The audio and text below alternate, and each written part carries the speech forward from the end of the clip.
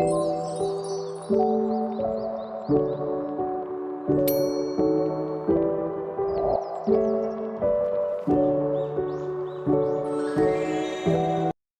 sini saya akan menjelaskan sedikit tentang materi rate of return dan penerapannya. Pengertian rate of return. Rate of return atau yang biasa disebut sebagai tingkat pengembalian adalah ukuran laba atau keuntungan yang digunakan sebagai presentasi investasi dalam bidang keuangan. Atau di definisi lainnya menurut Leksion, rate of return merupakan keuntungan dari investasi yang dinyatakan dalam presentasi tahunan. Adapun manfaat rate of return. 1. Rate of return berfungsi bahan pertimbangan seseorang ketika hendak menabung atau melakukan deposito di bank. 2. Di perusahaan, rate of return digunakan untuk menganalisa kinerja atau tingkat pertumbuhan finansial pada perusahaan tersebut. 3. Dalam penganggaran modal sebuah perusahaan, rate of return akan membantu dalam membandingkan tingkat pengembalian untuk memilih dan menentukan proyek mana yang diperkirakan lebih menguntungkan. Keempat, pada permainan poker online, rate of return sering digunakan untuk menganalisis kinerja lawan pemain. Adapun manfaat rate of return.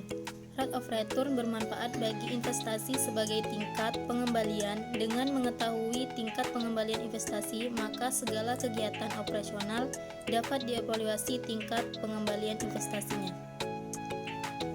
Faktor yang mempengaruhi rate of return. 1.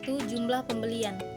Jumlah pembelian saham pertama yang mempengaruhi rate of return adalah jumlah saham yang dibeli. 2. Nilai awal dan harga. Nilai awal dan harga pembelian saham juga menjadi faktor yang mempengaruhi rate of return. 3. Dividen tunai. Biasanya pemegang saham akan mengumpulkan dividen tunai per sahamnya untuk mendapatkan nilai akhir yang lebih menguntungkan. Keempat, mata uang. Nilai awal dan harga pembelian saham juga menjadi faktor yang mempengaruhi rate of return. Macam-macam rate of return. 1. Average rate of return. Rate of return yang ini merupakan metode penilaian investasi yang berusaha menunjukkan rasio atau perbandingan antar keuntungan neto tahunan terhadap nilai investasi yang diperlukan untuk memperoleh laba, baik diperhitungkan dengan nilai investasi maupun dengan rata-rata investasi. Yang kedua, internal rate of return. Internal rate of return merupakan suatu nilai petunjuk yang identik dengan beberapa besar suku bunga yang dapat dihasilkan oleh investasi tersebut dibandingkan dengan suku bunga bank yang berlaku umum atau suku bunga pasar atau minimum attractive rate of return atau MARR. Contohnya seperti PT Communication Cable Systems Indonesia Tbk atau CCSI mengumumkan rasio dividen saham 5:1 setiap 5 saham.